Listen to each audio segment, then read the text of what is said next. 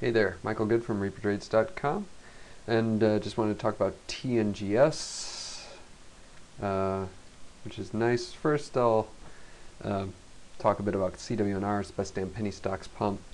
They pumped it with a premium website right at the open this day, and then 17 minutes later, or about 14 minutes later actually, or 12 minutes later, they started pumping it on their various free sites.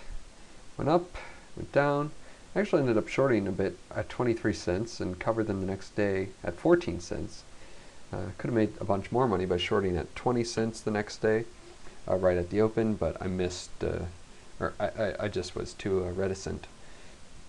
And they stopped pumping it after a couple days, but then they repumped it over the weekend as a potential short squeeze. And they've actually been succeeding with that. So it's been choppy. These last couple days it's gone red on the day, and so you think that means it's going to drop, and no, it just comes back. So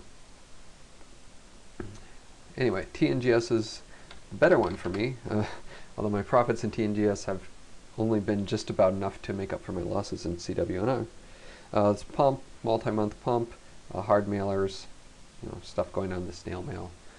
So after the first wave of pumping, a few huge days, and I mean it lost 60% of its value in 3 days. That's pretty impressive.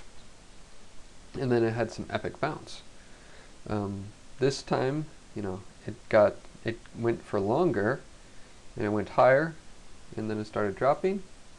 And so you say, Michael, okay, I shorted 2,500 shares at 2.83, 500 at 2.85. How the heck did you get in at the right time, Michael? That's a good question. The answer is I got in like 5 previous times when it had gone, when it had been weak and it looked like it was going to drop, including right here when it went red and then recovered. I lost like $160 there. Of like the 4 or 5 times I did that over the past few days, I netted negative $60. So I can take getting whipsawed out a little bit, losing a couple cents a share, just to be sure that I'm going to be in when it has its big drop.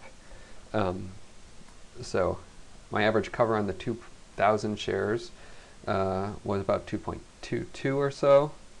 That was a great cover right here, 2.03.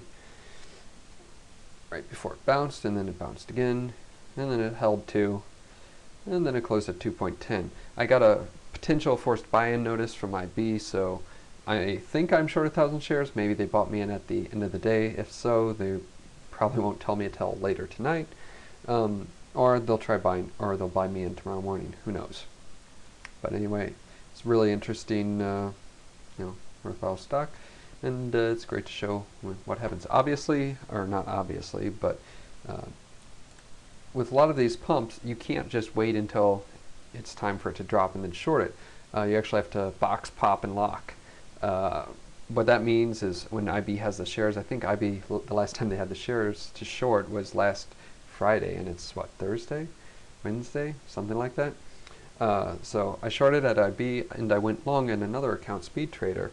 And then to get net short again, all I do is sell the shares that are long at Speed Trader, and that's what I've been doing. So I kept the borrow, even though I've been going net short to flat, net short to flat. And also the advantage of that is Speed Trader has better routes to direct route for OTC stocks. So, and then let's show you my other chart here. And let's see if I can, no, I can't do that. But anyway, this just a nice little pump and dump, and made some nice easy money on this despite having a very small position. So hope you find this interesting. See you next time, ReaperTrades.com.